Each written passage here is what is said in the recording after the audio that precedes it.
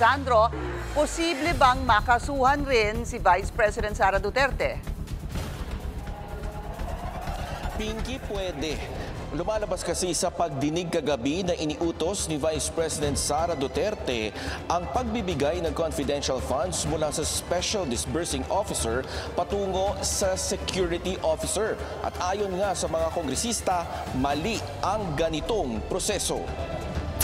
Sa pagharap ng mga opisyal ng OVP at DepEd kahapon, nahimay ng House Committee on Good Government and Public Accountability kung papaano na-withdraw ang confidential funds. Pero napansin ng mga kongresista na matapos ma-withdraw ni na DepEd Special Disbursing Officer Edward Fajarda at OVP Special Disbursing Officer Gina Acosta, ibinibigay nila ang milyon-milyong pisong confidential funds sa security officer. Your Honor, meron po akong process ng pag-disburse niyan, Your Honor. Could you explain to us anong process ng pag-disburse mo?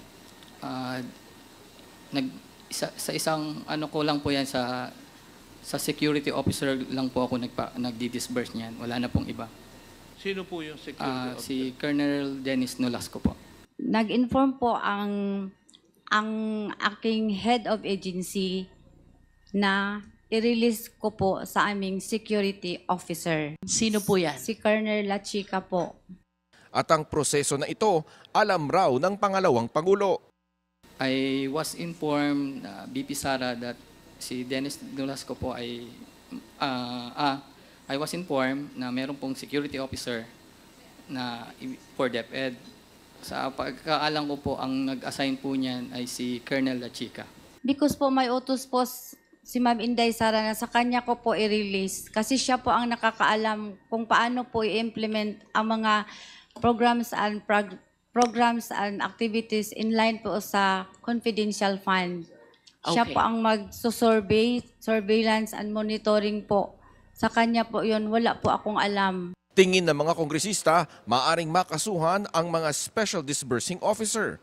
On the question po kung anong liabilities po dito, it would really vary. If we recall, if this is public fund intended for public use, even if assuming po na yung pondo na dinaan para sa confidential funds ay ginamit for public use pa rin, let's say, for example, pero dahil hindi sumunod sa strict procedures, I believe this is technical malversation.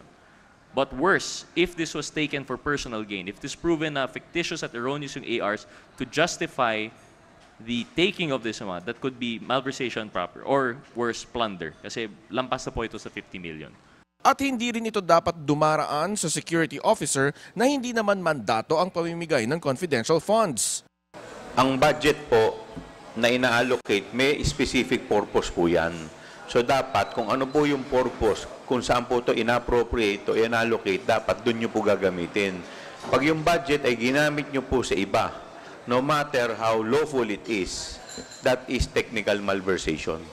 Bagay na pwede ring ikaso sa Vice Presidente. Merong pagkukulang, no? Lalong-lalo na yung ating mga disbursing officers. Nakita natin na nagkulang sila sa pag-iingat, no, ng pera ng ating pamahalaan. At sa huli, it is a command responsibility. At talagang nakikita naman natin na lahat sila ay sumusunod lamang, no, sa utos ng ating Vice Presidente. Pinky, sa Friday na agad ang susunod na pagdinig, November 29. Pinky. Sandro, yung apat na opisyal ng OVP at DepEd, nasa na sila ngayon?